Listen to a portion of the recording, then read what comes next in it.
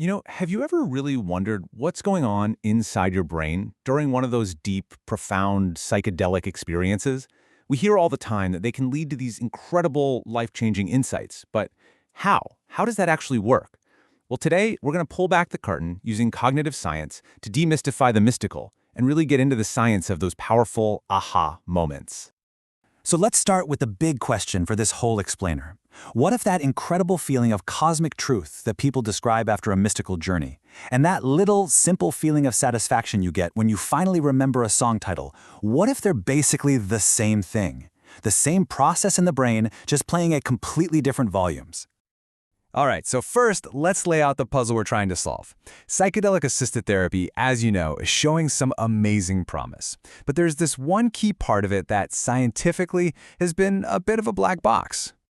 So here it is. In study after study, the data shows that patients who report having a mystical type experience are the ones who get the best, most lasting therapeutic benefits. They talk about these feelings of oneness, of transcendence, of deep, profound insight. But from a purely scientific point of view, what is that? What's the actual cognitive mechanism that's kicking in here? Okay, so to crack this puzzle, we need the right tool for the job. And that tool comes from cognitive science, where we get to study this absolutely fascinating process of how our minds think about our own thinking. And that tool is called metacognition. It sounds complicated, but it's really not. It's just our brain's ability to take a step back and watch itself work. It's that little voice inside your head that goes, wait, I don't get this, I should read that again. Or, yep, I'm pretty sure I know this. It's like the director sitting in the control room of your own mind. And metacognition can be broken down into two basic flavors. On one hand, you've got declarative metacognition. That's kind of like your mental library of facts about thinking. Like, you know that making flashcards is a good way to study. But what we're really interested in today is the other side, procedural metacognition. This isn't about what you know, it's about what you feel, right in the moment as you're thinking. It's the raw, subjective experience of your mind in action. So, I know this procedural side of things might sound a little abstract, the feeling of thinking. So let's bring it right down to earth. We're going to ground this whole idea in a feeling that I guarantee every single one of us has experienced. Ah, yes, that feeling. That incredibly frustrating, but also kind of exciting feeling when a word or a name is right there. You can almost taste it, but you just can't quite get it. This whole tip-of-the-tongue phenomenon is the perfect, everyday example of our metacognitive machinery firing up.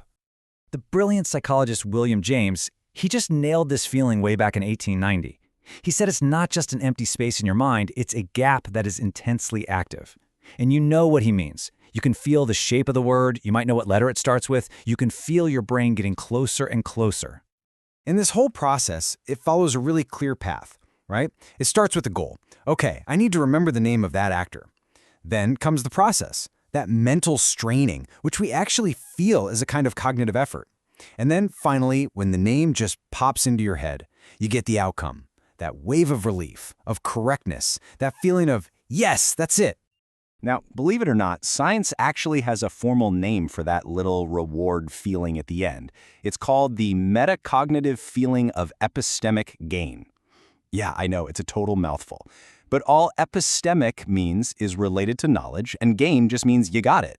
So it's the brain's own little reward signal that says, hey, nice work, you just learned something. So let's just cut through the jargon. The really crucial point here is that this big, clunky scientific term is just a fancy way of describing that universal aha feeling, that eureka moment. It's a feeling you get when a puzzle piece just clicks perfectly into place. It's a feeling of insight. Okay, so we've got our baseline, right? We've explored this little, everyday aha moment. Now, let's take that feeling and connect it all the way back to that big psychedelic puzzle that we started with. And look who's back. It's William James again. But this time he's describing the mystical experience. And just listen to the words he uses: insight, truth, illuminations, revelations. He's describing what he famously called the noetic quality, that powerful, undeniable gut feeling that what you're experiencing is profoundly true and deeply real. So this brings us right to the heart of it all. What in the world is the connection between that profound feeling of understanding the entire universe and the simple little feeling of finally remembering a name that was on the tip of your tongue? And here it is. This is the central idea. That noetic quality, that incredible feeling of truth and oneness and importance, can be understood scientifically as a massively amplified version of our everyday aha moment. It's that same brain signal, that same reward for gaining knowledge, just with the volume turned all the way up to 11. To put it as simply as possible, maybe psychedelics don't create some brand new feeling out of nowhere.